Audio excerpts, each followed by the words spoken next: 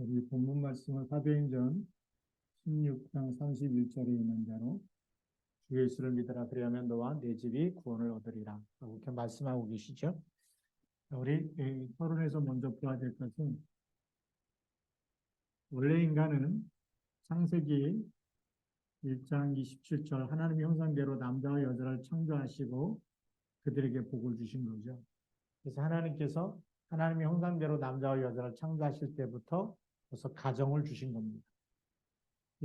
그래서 하나님의 형상이 있는 그들에게 복을 주셔서 생육하고 번성하고 다스리도록 이렇게 축복하셨는데 이것이 왜 무너졌을까요? 이 가정이 창세기 3장 1절부터 6절에 하나님의 언약을 놓치고 사탄의 유혹을 받아서 뱀의 유혹을 받아서 하나님이 먹지 말라고 하는 선악과를 먹은 거죠. 그래서 결국은 말씀의 불순종함으로 인해서 불순종의 결과가 죄가 돌아오고 죄의 결과가 사망이 들어오는 거죠. 그러니까 이 가정이 문제가 올 수밖에 없습니다. 불순종으로 인해서 죄가 들어오고 사망이 들어오니까 이 가정이 행복하겠습니까? 불행하겠습니까? 당연히 불행하겠죠. 그래서 아담과 하와가 서로 이제 책임을 전가하고 네가 먹었냐 그랬더니 먹어놓고도 책임을 전가하죠. 그래서 사실은 말하자면 이제 이 부부 사이에 문제가 생기기 시작한 겁니다. 그런데 이렇게 가면 가정이 다 깨지는데 하나님이 이걸 어떻게 해결하시느냐? 우리 인간은 아무리 뭐 잘해주고 그렇게 해도 부부 10계명 다 지켜도 답이 없어요. 진짜 답은 창세기 3장 15절 붙잡아야 됩니다. 하나님이 주신 솔루션, 해답이죠. 창세기 3장 15절을 붙잡아야 이 배우의 역사는 사단을 깨트리는 그 이름, 여자의 우선. 여자의 우선 그리스도가 답이 나오지 않으면 가정은 무너집니다. 그래서 가정의 주인도 그리스도가 돼야 되고 교회의 머리도 그리스도지만 가정의 주인도 누구라고요? 그리스도가 주인 돼야 된다. 그리스도가 주인 될 때만 이 답이 나오는 거죠. 자, 그럼 우리가 본론으로 가서 보면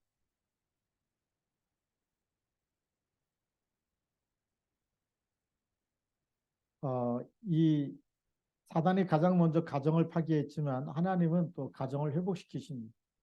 그리스도를 보내셔서 회복시키시고 또 회복시키는 답을 또 우리에게 주셨습니다. 그래서 가장 첫 번째 회복의 길은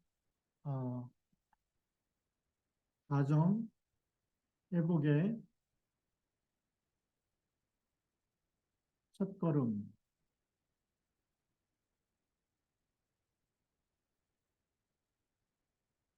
가정 회복의 첫걸음은 누구냐면 언약 잡은 사람이에요. 창세기 3장 15절에 언약을 붙잡은 사람. 그럼 뭐 남편이 붙잡든 아내가 붙잡든 자녀가 붙잡든 언약을 붙잡은 한 사람을 통해서 하나님을 시작하십니다. 그래서 우리 또 성경에 보니까 창세기 37장 1절부터 11절에 하나님이 주신 언약을 딱 잡은 사람이 나왔는데 누구죠? 우리가 잘 아는 요셉입니다. 요셉이 하나님의 절대 계획, 절대 언약을 딱 붙잡은 거죠. 그래서 창세기 39장 1절부터 6절에도 보니까 여호와께서 요셉과 함께 하십니다. 어떤 문제 속에서도 언약을 잡고 기도하는 한 사람 24 속에 있으면 하나님 함께 하시는 것 24 누리는 거죠. 노예가 자기 시간이 없어요. 그런데 일하면서 계속 하나님을 누리는 겁니다. 그러니까 나중에 형들을 만났을 때 창세기 45장 5절에 보면 형들이 나를 팔았으므로 한탄하지 마십시오. 근심하지 마십시오. 하나님이 생명을 구원하기 위해서 형들보다 나를 앞서 이곳에 보내셨다. 누가 하셨다고요? 하나님이 하셨다는 거죠. 그래서 가정을 회복시키십니다. 원수를 죽일 수 있는 권한이 있는데도 불구하고 이거는 원수가 아니라 하나님이 그런 절대 주권을 믿고 언약을 잡은 한 사람 때문에 가정의 흑암을 다 무너뜨리고 살리는 싸움을 하게 된 거죠. 그러니까 가정이 회복되어지는 겁니다. 마찬가지로 우리가 마태복음 12장 25절부터 28절까지 보면 스스로 분쟁하는 나라나 동네나 집마다 황폐해진다 라고 말씀하고 있습니다. 예, 스스로. 왜 분쟁할까요? 창세기 3장에 나 중심이기 때문에 그래요. 그러면 내 말대로 안 하면 화가 나겠죠. 그러니까 분쟁이 일어날 수밖에 없는. 그리스도 중심이 아니고 내가 내 인생 주인이고 내가 내 가정에도 내 마음대로 해야 돼. 주인이 나예요. 그러니까 계속 스스로 분쟁할 수밖에 없는. 이런 나 중심의 사람이 둘이 모였다. 나가 이게 강한 나죠. 창세기 3장과 3장이 부딪히면 분쟁이 나오고 여기는 누가 역사한다고요? 사탄이 역사합니다. 그렇기 때문에 서지 못하고 무너질 거라고 얘기하죠. 그래서 가정이 깨지는 겁니다. 그래서 예수님께서는 이 사탄을 결박할 것을 말씀하고 있죠. 그래서 내가 하나님의 성령을 힘입어 귀신을 쫓아내는 것이며 그랬어요. 성령이 언제 역사합니까? 우리가 예수 이름 부를 때죠. 우리가 텔레비전 볼 때나 뭐 놀러 다닐 때나 뭐 아무리 맛있는 음식을 먹고 있는 시간이라도 성령이 역사하지 않지만 예수 이름 부르는 시간에 성령이 역사하고 성령이 역사하면 내가 하나님의 성령을 힘입어 귀신을 쫓아낸다고 되어 있죠. 성령이 역사하면 귀신이 떠나간다는 겁니다. 그래서 그 집안에 한 사람이라도 언약을 잡고 예수 그리스도 이름으로 기도하는 시간에 귀신이 떠나가고 사단이 결박되고 흑암이 무너지는 것. 이런 영적인 싸움을 할 수 있는 한 사람이 나오면 귀신이 떠나가야 여기에 뭐가 임한다고요? 하나님의 나라.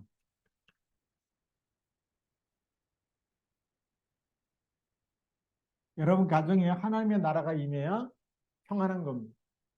하나님 나라가 임하지 않으면 자꾸 문제가 오겠죠.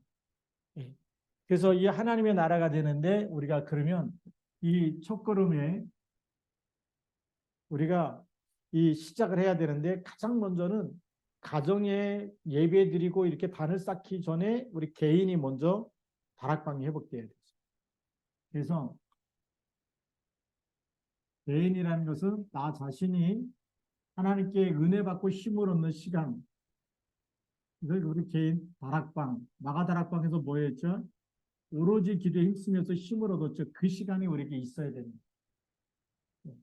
개인이 힘을 얻어야 우리가 이웃도 부모도 부부도 자녀도 다 어려움 당하는 사람을 살려낼 수가 있는 힘이 있는 거예요. 네. 그래서 이 개인이 힘을 얻어야 되는데 예수님께서는 이 말씀을 사도행전 1장 8절에서 말씀하고 있어요. 오직 성령이 너희에게 임하시니 오직 성령 충만한 이 시간을 가져야 돼요. 그리고 새벽에 이렇게 기도하고 또 우리가 이렇게 저녁에도 기도하는데 저녁이나 이렇게 공예배 때는 가능하면 다 화면을 켜고 들어오세요. 새벽 기도는 여러분 세수를 안 하고 머리가 엉클어져서 뭐 이렇게 화면 꺼도 이제 그거는 이해를 하는데 저녁 기도회나 또 이렇게 예배 드릴 때는 가능하면 다 왜냐하면 화면 끄면 여러분들 집중이 안 돼. 예배 집중이 안 되고 자꾸만 다른 걸 하게 돼 있어요. 다른 걸 만지작거리고 그러면 우리가 예배 여기는 이렇게 비대면으로 줌으로 들어와 있는데 말씀 또 놓친다. 그런 여러분 개인이 손해. 근데 우리가 화면을 딱 켜놓고 있으면 어떻게 하죠? 목사님도 여러분을 보게 되는 거죠. 화면으로 보이기 때문에 같이 이렇게 예배가 소통되어지는 거고. 우리가 이 기도하는 시간도 마찬가지. 새벽에 여러분 화면 꺼놓고 기도하지만 그때 주무시는 분도 있고 막 뭐 피곤해가지고 뭐 그냥 틀어만 놓고 뭐 이런 분도 있을 텐데. 근데 진짜 깨워서 기도하기 시작하면 성령이 역사. 하루하루에 우리가 하나님께 집중하는 시간, 그 시간은 보좌의 능력이 임하는 시간입니다. 사람들이 몰라서 그래요. 오직 성령이 너에게 임하시면 너희가 어떻게 된다고요? 권능을 받고 그랬어요. 이걸 우리는 헤븐리 파워라고 해요.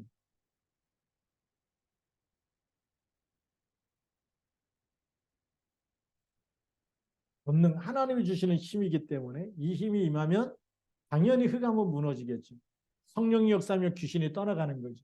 그래서 내가 힘을 얻어야 되거든요. 이 힘이 우리에게 임하면 우리가 수용할 수 있는 힘이 생겨요.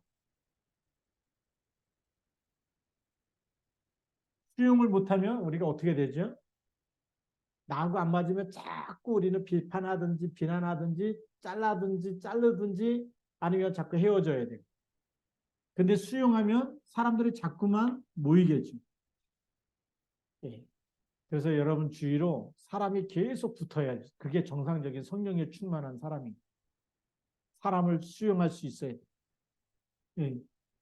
그래서 우리가 이 율법의 사람은 율법적이다 이런 사람은 계속 틀린 거를 말하고 자꾸 말하기 때문에 굉장히 비판적이고 그다음에 비난을 하게 돼 있고 그다음에 정죄를 하게 돼 있고 판단을 하게 돼 있어요. 이 사람은 수용을 못해요. 그래서 이거 비난하고 정죄하고 판단하면 이 사람들이 같이 있으면 굉장히 불편한 겁니다. 고치든지 사라지든지 둘 중에 하나예요. 같이 있으면 안 되겠죠. 잘못한 거 고치라는데 안 고쳐보세요. 계속 떠나가든지 이게 힘들죠. 수용이 안 되는 겁니다. 그 다음에 우리는 수용만 하는 것이 아니라 추월할 수 있는 힘이 있어요. 성령 충만하면 추월을 합니다. 수용하고 추월해야 되는데 추월이 뭐냐면 우리 다른 세계가 있는 거예요. 그래서 왜냐하면 사람이 다 다르기 때문에 가정 안에서도 가정 구성원들의 생각과 주장이 다 달라요. 근데 우리는 뭘 붙잡아야 되느냐? 하나님의 것을 붙잡아야 돼요. 이걸 붙잡은 사람은 추월할 힘이 생기는 거예요. 하나님의 것을 붙잡아야지만 흑암이 무너지고 또 우리가 사람을 치유할 수가 있는 거예요. 그래서 우리의 수준의 것을 가지고 있으면 우리가 여기에 속한 사람은 굉장히 육신적이죠. 그리고 세상적입니다. 그런데 아무리 똑바로 살아도 뭘 못 이겨요? 사탄을 못 이겨요. 이 귀신이 안 떠나면. 육신적인 거 세상적인 거 갖고 못 이기는데 우리가 하나님의 것을 붙잡으면 그냥 떠나가게 돼 있고 하나님의 나라가 임하게 돼 있어요. 그렇게 해야지만 살려낼 수 있는. 그래서 우리가 다른 힘을 이렇게 누릴 수 있는 성령의 충만함, 이 시간이 우리에게 있어야 돼요. 그리고 나서 보면 우리가 어떤 문제 있는 사람도 뭐가 보이죠? 하나님 계획이 보입니다. 하나님 계획이 보이는데 복음만 붙잡으면 복음을 비치기 때문에 어둠이 떠나가고 치유가 되어지고 하나님께서 증인으로 쓰실 미래가 보이는 겁니다. 사람 계획이 보이는 겁니다. 하나님 계획 가지고 보면 언약을 가지고 보면 사람이 디자인 되는 거예요. 아, 저 사람이 복음만 들어가면 하나님이 이렇게 쓰시겠구나라는 게 보여져요. 그래야 가정을 품고 후대를 품고 기도할 수가 있는. 잘한다 못한다가 아니에요. 하나님이 주신 달란트가 있기 때문에 사람마다 다 공부 잘할 수가 없어요. 그렇죠? 예. 공부 못해도 달란트가 있어요. 그래서 이런 걸 찾아낼 수 있어야 돼요. 그래서 개인이 힘을 얻게 되면 부딪히지만 사실은 품을 수 있는 힘이 있기 때문에 수용할 수 있는 힘이 있기 때문에 그리고 항상 그리스도가 주인이라고 고백하면 가정이 회복되기 시작하겠죠. 그래서 우리가 가정 회복을 놓고 기도해야 돼요.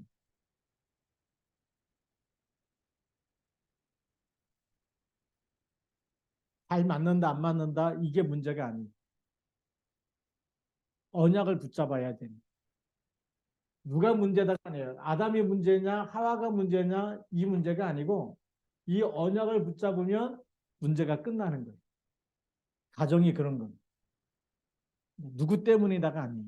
엄마 때문이냐 아빠 때문이냐 그런 게 문제가 아니에요. 우리는 자꾸 사람에게 핑계를 대요. 문제의 원인을 영적 사실 모르니까 우리는 자꾸만 사람을 통해서 문제가 오죠. 그게 맞아요. 그런데 틀려요. 뭐가 틀릴까요? 그 사람의 배후에 누가 역사하죠? 사탄의 나라. 이 사람을 움직이는 사탄의 나라가 있어요. 복음을 놓쳐버리면 이 영향을 받아서 이렇게 심부름하기 때문에 문제가 들어오는 거예요. 그래서 우리는 가정의 주인이 누구라고요? 가정의 주인이 마태복음 16장 16절이에요. 우리 가정의 주인도 누구라고요? 그리스도입니다. 우리 가정의 주인이 창세기 3장 15절 여자의 웃음 그리스도입니다. 우리 가정에도 출애굽기 3장 18절 모든 죄 문제 해결하신 그리스도입니다. 이사야 7장 14절 우리 가정이 항상 그리스도께서 하나님께서 함께하는 가정입니다. 그래야 사단이 못 건드려요. 그렇죠? 이 신앙 고백, 이 언약을 가지고 이 언약을 24 누리는 답이 뭘까요? 24시 누릴 수 있는 시스템을 만들어야 되겠죠. 그 시스템 중에 하나가 단을 쌓는 겁니다. 가정 예배죠.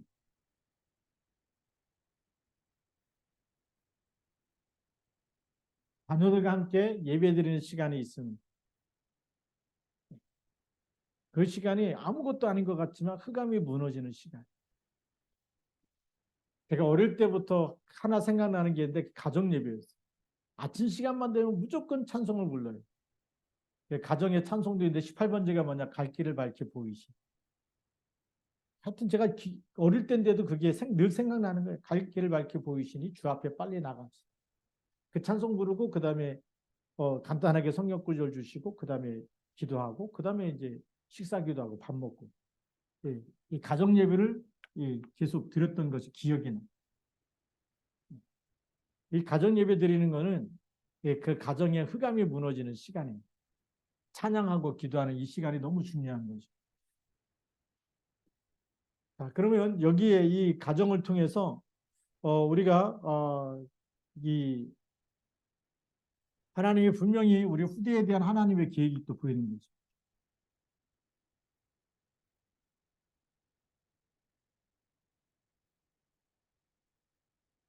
예배를 드리면서 같이 이렇게 포럼하다 보면 잘하는 거 못하는 거 있고 또 기도 제목 내놓고 같이 기도하게 되면 하나님이 응답하십니다. 그래서 우리 여기 달란트를 발견하는 게 너무 중요한 거죠. 이 달란트를 발견을 못하면 자꾸 학원을 보내야지만 되는 거죠. 아이들 다 가니까 태권도 학원 가라. 또 피아노 학원 가라. 남들이 따라하는 거 다 따라하는 거죠. 그건 달란트 발견이 아니에요. 어떤 건 달란트 아닌데 가서 앉아있으면 시간을 굉장히 하기 싫은데 가 있으면 돈 낭비고 시간 낭비고 그런 거죠. 근데 하나님이 주신 달란트를 찾으려면 반드시 예배를 통해서 또 우리 개인이 힘을 얻는 이 시간을 통해서 발견할 수 있도록 복음과 기도 속에서 하나님께 집중하면서 언약 잡고 기도하는 가운데서 발견되어져야 돼요. 그것이 굉장히 중요한 달란트입니다. 이거를 찾아낸 사람과 찾아내지 못한 사람은 다르겠죠. 그러면 하나님이 우리를 어떻게 쓰실 거냐? 여러분들의 가정을 결론입니다.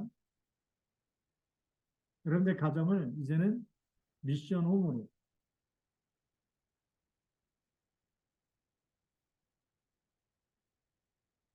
하나님이 이런 계획을 갖고 계세요.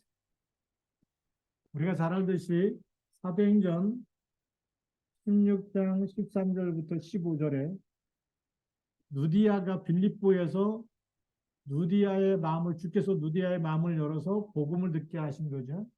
그래서 바울팀을 나를 주 믿는 자로 알거든 내 집에 들어와 유해라.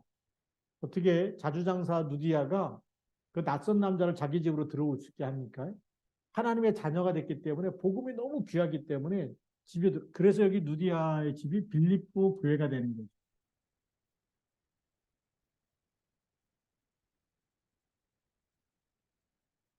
누디아의 집이 하나님의 계획이 임한 이 집에 말씀 운동이 일어나니까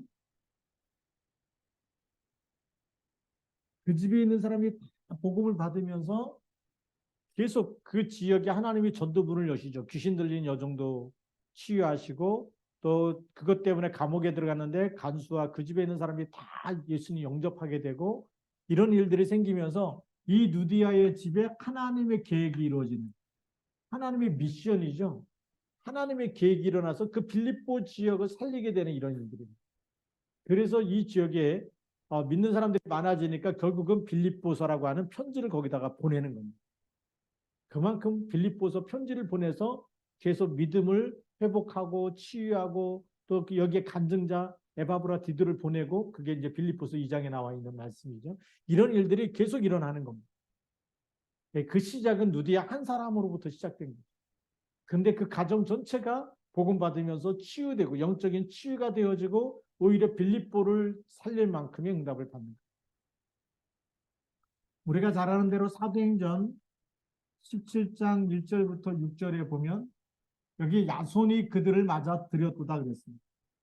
야손이 자기 집으로 전도자 바울 팀을 맞아 들였다. 그러면 전도자 바울 팀이 들어가서 이 집 전체에 뭘 전달했을까요? 복음과 사명을 전달하는 거죠. 야손의 집이 그냥 뭐 예수님을 잘 믿는다 이런 것이 아니라 그 데살로니가 전체의 믿음의 역사, 사랑의 수고, 소망의 인내를 보일 만큼 성령과 능력과 큰 확신이 나타날 만큼의 데살로니가 교회로 세워지는 겁니다.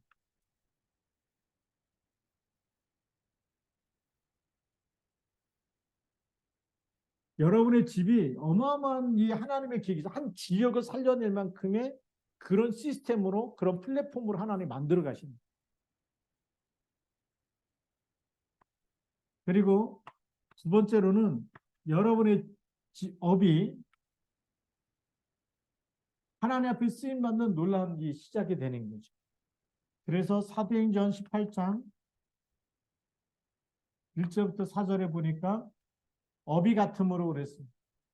바울과 실라가 만났는데 업이 같았어요. 근데 그 업이 같은 것 가지고 뭐 하죠? 이제는 완전 복음이 소통되어지고 복음이 통하는 것 가지고 이제는 또 안식일마다 회당에 들어가서 복음을 전하게 되고 예, 그렇게 하면서 정말 굉장히 중요한 일에 쓰임받게 됩니다. 자, 그러면 이 브리스길라 아굴라 부부가 고린도전서 16장 19절부터 20절에 나와 있죠.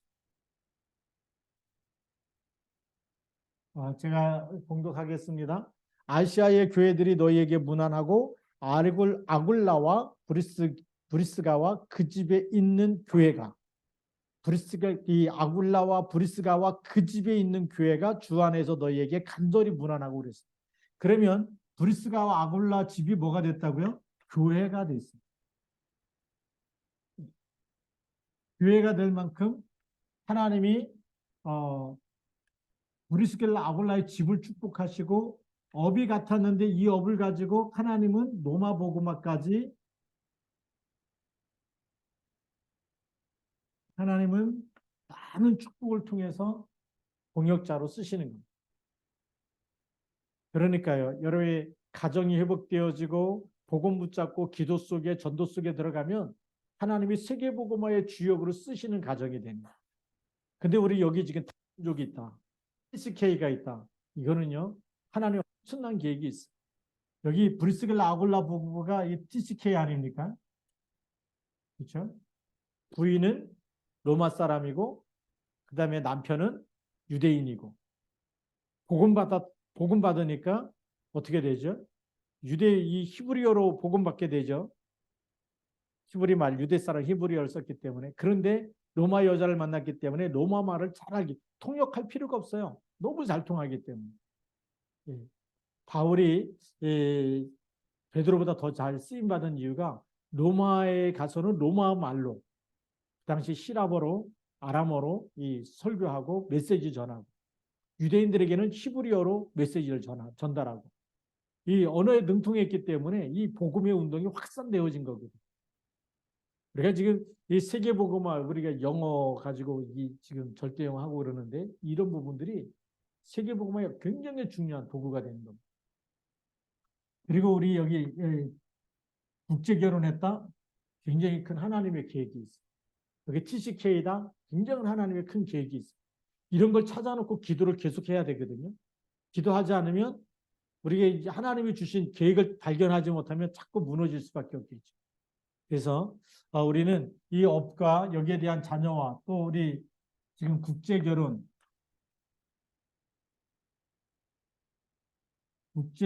가정이 복음 놓치면 굉장히 문제가 오는 거예요.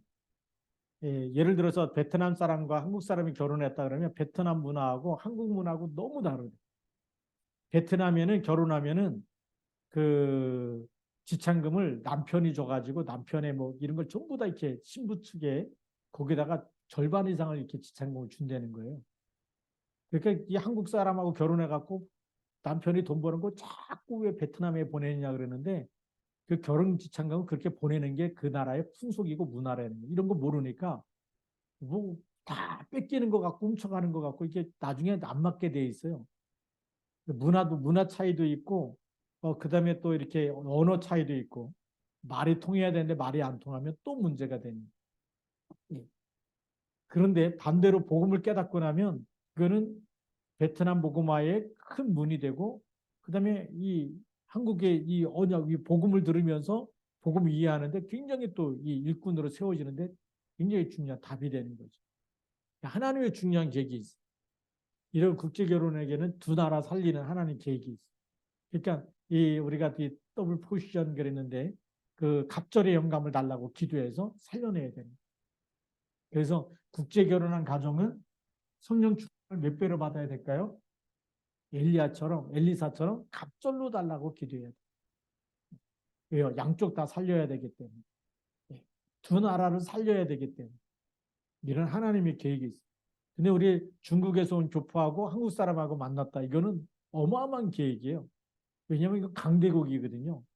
G7 안에 지금 중국이 들어가 있고 미국이 들어가 있고 그런데 이 뭐 미국 다음으로 중국이라고 할 만큼 이제 러시아는 지금 전쟁하면서 다 무너졌기 때문에 러시아는 절대 강대국이 안 돼요. 앞으로는 이제 거지 나라가 될지 모를 정도로 전쟁하면서 다 무너지고 있는데 이 중국이 이제 부상할 수밖에 없거든요. 그러니까 이런 하나님의 중요한 계획이 있기 때문에 지금부터 기도하면서 도전할 수 있어요. 우리는 이런 하나님의 계획이 여러분 가정을 통해서 나타날 수 있도록 기도해야 돼요.